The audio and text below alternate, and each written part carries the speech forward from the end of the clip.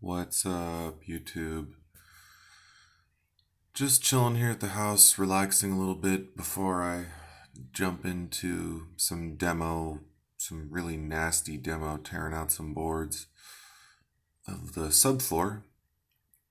Doing my favorite thing in the world, little motorcycle shopping. And I decided to look a little out of Los Angeles. I'd been having trouble. I'm not dying for a dual sport, but I would like one. I'm going to get the garage rented first, but so I have my eye on dual sports and their prices uh, for many years. Oh, my neighbor likes to yell at everyone. Not like he's angry, he just yells when he speaks. All right, so I'm looking at this bike and I'm just thinking, man, the prices in general, I did not notice a huge difference in lower prices in Las Vegas, Nevada, for example.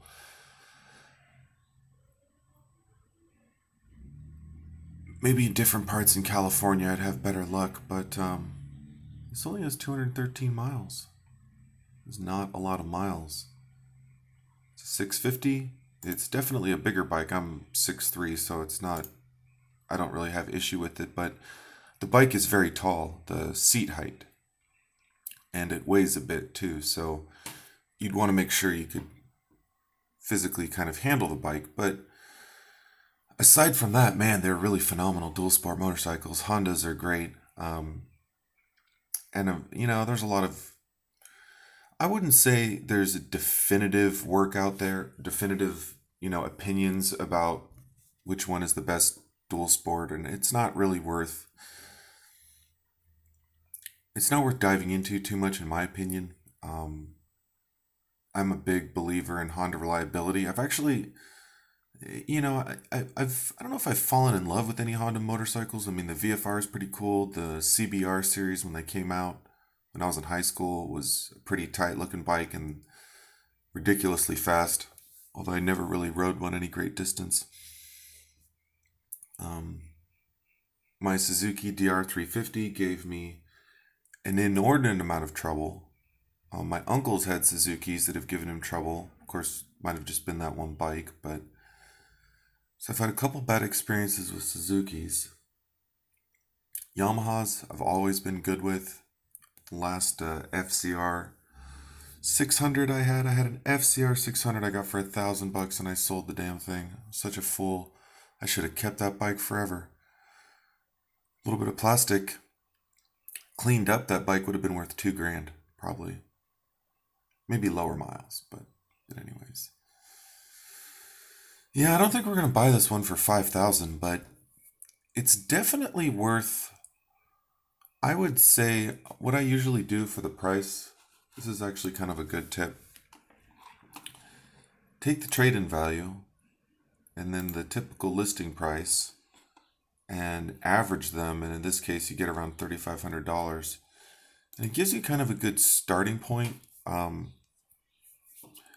I can definitely see these pulling 3,500 in average condition, with average miles, somewhere around there, maybe average to good condition in Los Angeles. So, given the miles are really low and it's in really, really good condition, maybe I'd throw another 500 on the price for that. Puts you around 4 grand. But 5 grand's a little steep. Maybe he's just doing, that Craigslist pricing thing where he only wants 4 grand, but he's asking 5 grand because he thinks someone's going to want to dick him down 1,000. But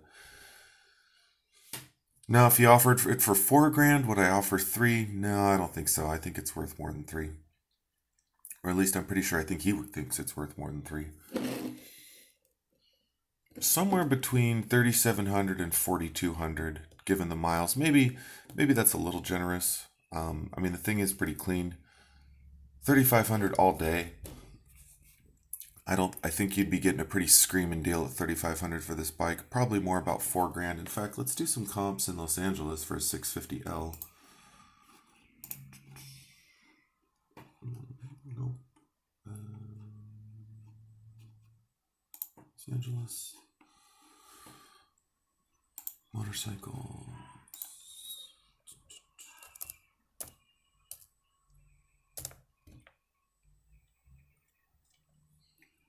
So yeah, kind of what I thought. This was a 2012. Actually, it's a lot newer. What's interesting about motorcycles is price. The year doesn't affect their price as much as you would think. And here's a great example. Here's a 2004 for 3,500. Here's a 2017 for 3,200. So runs great. Just serviced. 8,000 miles. Okay, that's fair for a bike that's 16 years old. Means it's been ridden and it's probably been reliable. See, that's the thing. A bike with miles on it is not always a bad thing because, granted, 5 grand for a bike with almost no miles on it is really nice, but 8,000 miles is not a horrendous amount of miles. Motorcycle miles do tend to wear a little more and sort of be harder on the bike than car miles do, but maintaining a motorcycle is relatively easy. So, do the valves in a couple hours. You can't do that on a car, at least most cars. So I was pretty much on the money around 3,500. Let's see, why is this one 32? Is a little rough. Oh, this was the one that was part of the Adventure Company fleet. I was actually looking at this one the other day. They only wanted 3,200 for it. Thing is, it's been beat to snot, but if it runs, I don't care about the rust. Yeah, maybe I need to message these guys. I thought this one had gone somewhere, but I'm gonna have to check this one out. Anyways, YouTube, just want to share a little motorcycle shopping. Until next time, keep prepping.